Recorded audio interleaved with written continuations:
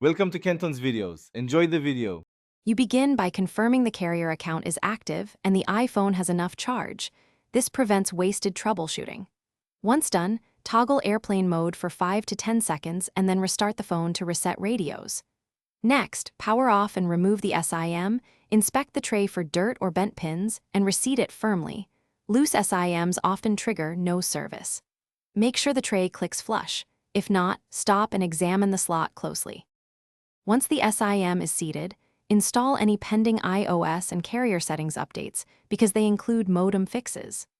Next, reset network settings to clear corrupt APN, VPN, or saved networks. This will erase Wi-Fi passwords but often restores connectivity.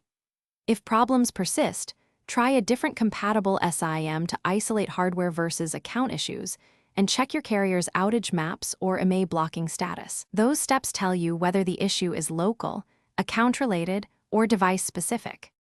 If software fixes fail, back up your data and perform a DFU or full restore via Finder or iTunes to eliminate deep firmware faults.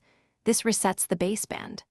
After restoring, contact your carrier to request SIM replacement or reprovisioning, and visit a physical store so they can test signal and account provisioning.